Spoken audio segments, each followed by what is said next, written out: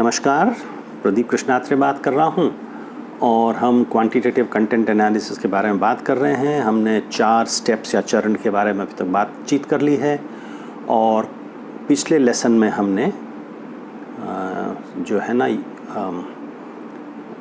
Unit of analysis पे बातचीत की थी और पहली बार वो बातचीत की थी और हमने कहा था कि जब आप प्रिंट मीडियम की क्वांटिटेटिव कंटेंट एनालिसिस करते हैं तो आप एक वर्ड या सेंटेंस या पैराग्राफ या पूरी स्टोरी को आप एक यूनिट ऑफ एनालिसिस मान के चल सकते हैं, क्योंकि उसका आप अध्ययन कर रहे हैं ना।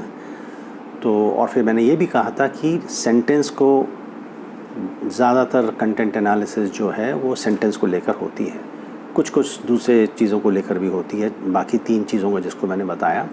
मगर सेंटेंस थोड़ा सुविधाजनक रहता है, क्योंकि सेंटेंस आपको एक कॉन्टेक्स्ट देता है वर्ड को समझने का, कि एक वर्ड को जब एक सेंटेंस में लिखा गया है तो उसका क्या मतलब निकलता है।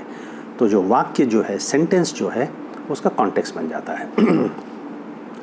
तो आज हम 5वें चरण पे बात करने वाले हैं और ये चरण पे बात करने के पहले मैं आपको बता दूं कि जब ये वीडियो अपलोड हो जाएगा तो उसके नीचे जो थोड़ा एक्सप्लेनेशन आता है, अंग्रेज़ी में लिखा हुआ आता है कि वीडियो किसके बारे में है, वहाँ मैंने अपना ईमेल आईडी भी दे रखा है। आपको कुछ सवाल पूछने हैं तो ईमेल आईडी पर मुझे आप लिख सकते हैं, क्योंकि ईमेल आईडी मेरा वहाँ दिया हुआ है। तो अब हम लौट कर आते हैं 5वें स्टेप पे। और 5वां स्टेप जो है ये भी बड़ा महत्वपूर्ण है, क्योंकि हम धीरे धीरे जो है how to do content analysis के करीब जा रहे हैं। कैटेगरीज़ को कैसे कंस्ट्रक्ट किया जाता है। जब आप कंटेंट एनालिसिस की या क्वांटिटेटिव कंटेंट एनालिसिस की बात करते हैं तो आपको कैटेगरीज़ बनानी पड़ती है। एक मोटी मोटी कैटेगरी ये होती है, कैटेगरी ये होती है कि भाई ये इंटरनेशनल न्यूज़ है, या नेशनल न्यूज़ है, नेशनल के अंदर ये इकोनॉमिक न्यूज़ है, पॉलिटिकल न्यूज़ है, ये सोशल न्यूज़ है, ये क्राइम न्यूज़ है, जिस तरह बीट बनते हैं, एक मोटी मोटी तरह से आप इस तरह को कह सकते हैं। तो ये कैटेगरीज़ हो गई आपकी ना। तो कैटेगरीज़ को आपको परिभाषित करना पड़ता है।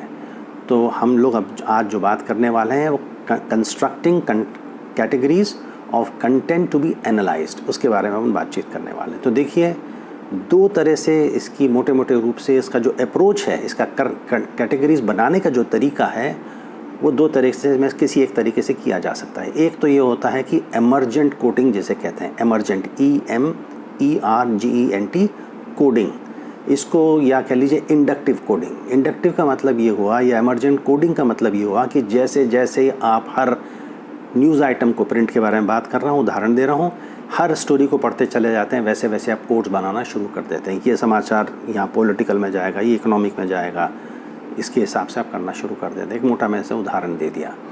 दूसरी जो कोडिंग होती है जिसको कहते हैं डिडक्टिव कोडिंग। डिडक्टिव कोडिंग में आप प्री डिटरमिन कर लेते हैं, आप पहले से तय कर लेते हैं कि भाई मेरी इतनी कैटेगरीज़ में मैं जो है ना ये न्यूज़ को या किसी इन्फॉर्मेशन को बांटने वाला हूँ।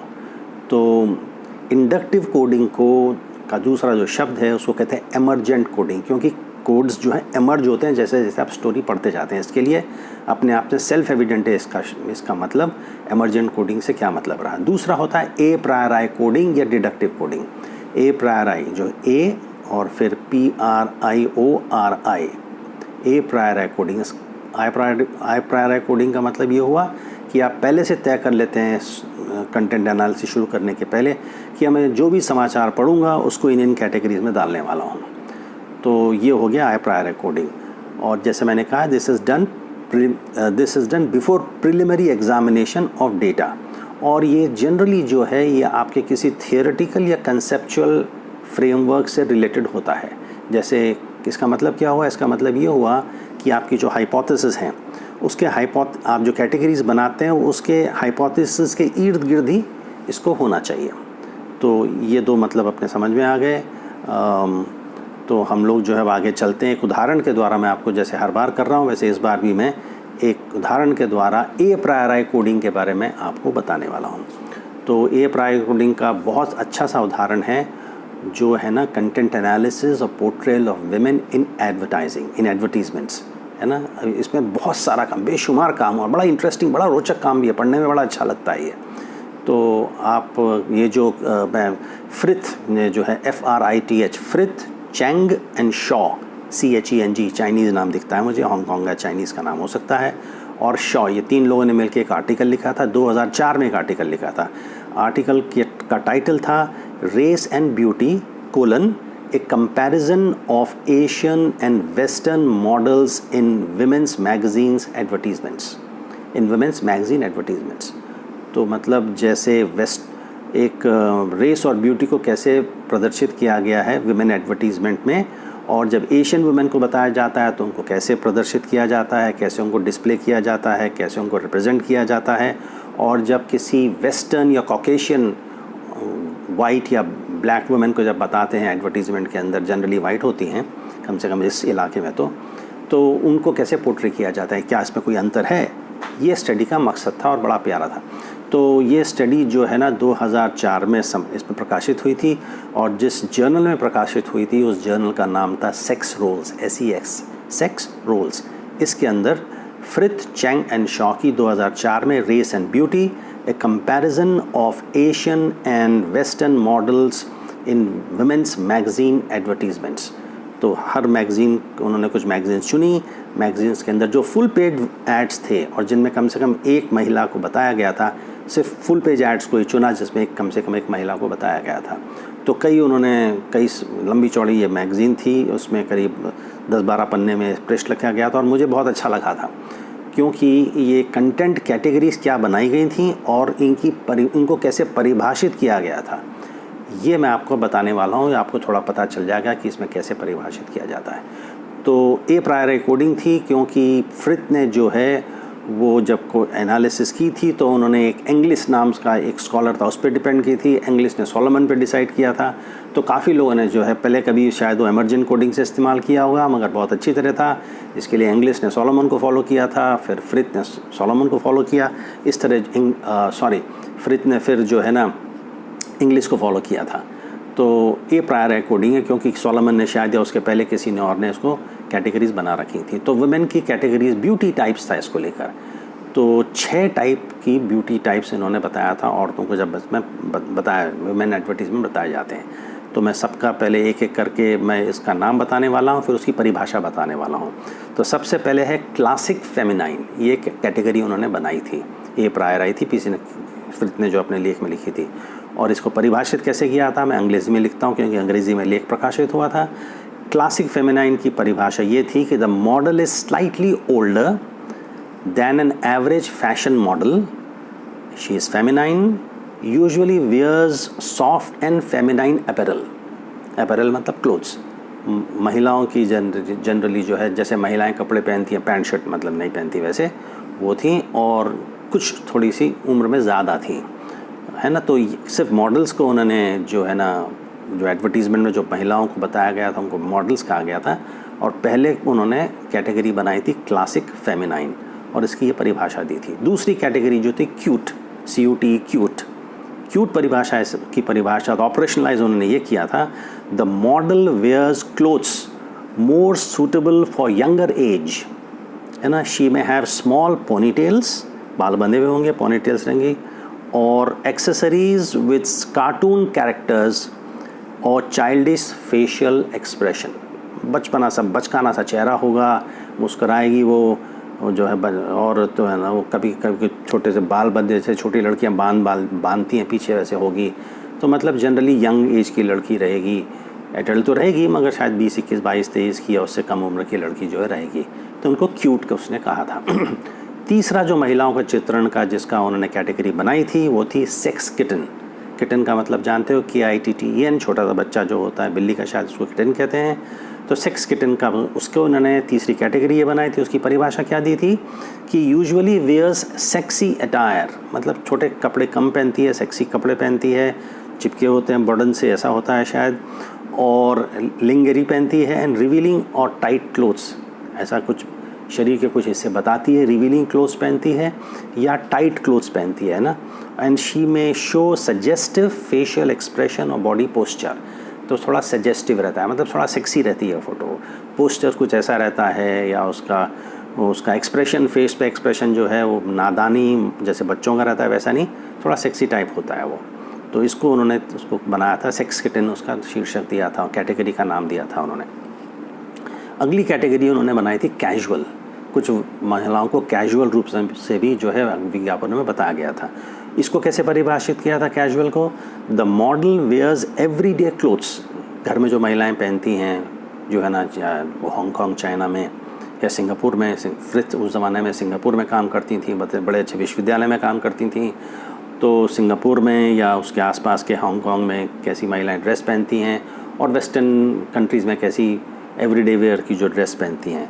सो कैजुअल की परिभाषा ये थी, the model wears everyday clothes और for physical exercises, recreational activities, she usually has no or light makeup बहुत कम रहता है या बड़ा लाइट मेकअप रहता है। बाकी दूसरी महिलाएं जो सेक्स किटन वगैरह को जो है काफ़ी तेज़ ज़्यादा मेकअप रहता है।